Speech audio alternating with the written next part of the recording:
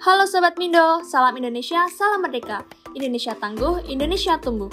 Jumpa lagi bareng Mindo dan Kamus Indonesia. Sobat Mindo pasti masih ngerasain kan euforia kemerdekaan tahun ini? Nah, Kamus Indonesia juga berpartisipasi nih dalam memperingati kemerdekaan. Jadi di video kali ini kita mau ngajak Sobat Mindo buat flashback sejarah pendidikan dan tokoh pendidikan Indonesia yang patut untuk kita teladani nih. Jangan skip videonya ya, simak sampai habis dan sebelum nonton jangan lupa klik subscribe dan nyalakan notifikasi channel YouTube Kampus Indonesia.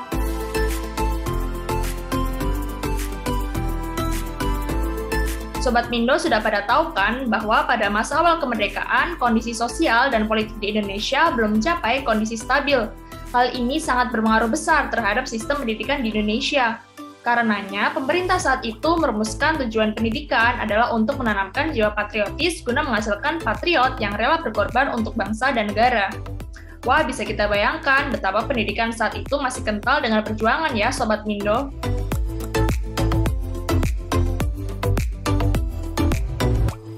Sistem sekolah pada masa awal kemerdekaan Indonesia yang berlaku sejak tahun 1945 sampai 1950 terbagi dalam 4 tingkatan pendidikan, yaitu pendidikan rendah yang kita kenal dengan SR atau sekolah rakyat dengan penekanan kurikulum pada bahasa dan berhitung, pendidikan umum yang terdiri dari pendidikan SMP atau sekolah menengah pertama dan SMT atau sekolah menengah tinggi dengan kurikulum ilmu alam, ilmu administrasi, dan ilmu kebutuhan nasional.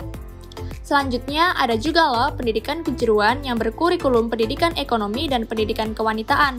Serta terakhir ada pendidikan tinggi yang merupakan sekolah program lanjutan untuk memperdalam ilmu di sekolah sebelumnya. Wah, ada beberapa perbedaan signifikan nih Sobat Mindo dengan pendidikan saat ini. Nah, setelah kita mengetahui kondisi pendidikan di awal kemerdekaan, yuk kita lanjut dengan mengenal tokoh pendidikan pada saat itu.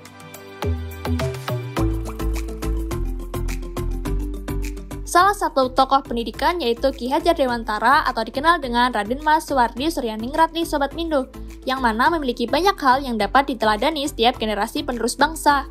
Bapak pelopor pendidikan di Indonesia ini merupakan aktivis sosial dan politik yang gencar menggugah kesadaran pribumi tentang pentingnya persatuan dan kesatuan bangsa.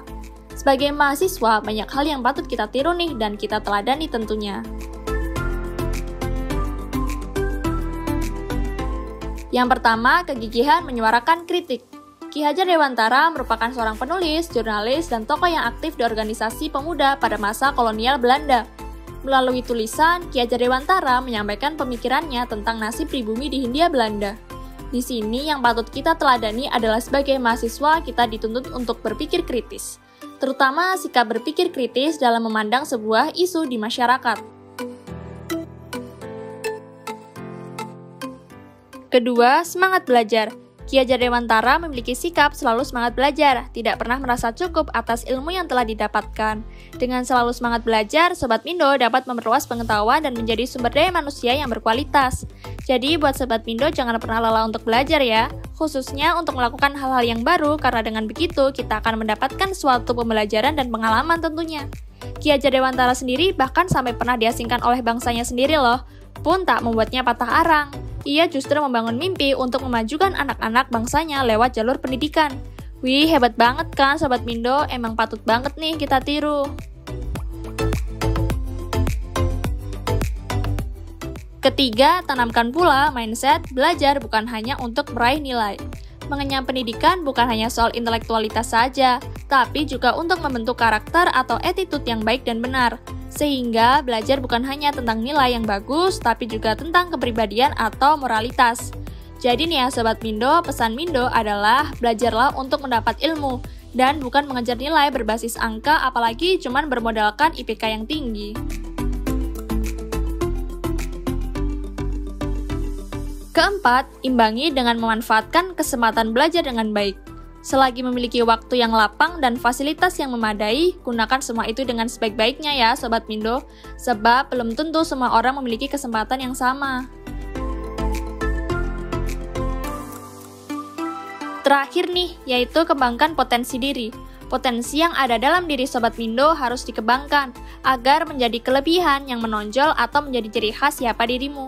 Cara mengembangkan potensi diri sendiri, Sobat Mindo dapat dengan aktif mengikuti kegiatan seperti berorganisasi, magang, ikut seminar, yang berhubungan dengan minat dan bakat yang Sobat Mindo miliki. Hal ini penting dilakukan agar mampu bertahan di tengah persaingan yang sangat ketat di masyarakat nanti. Nah, itu dia nih seputar kemerdekaan dan juga hal-hal yang patut kita tiru dari tokoh pendidikan saat itu. Pastinya semangat Sobat Mindo makin berkobar kan? Jelas dong, Mindo juga makin semangat nih nemenin kalian dari tadi.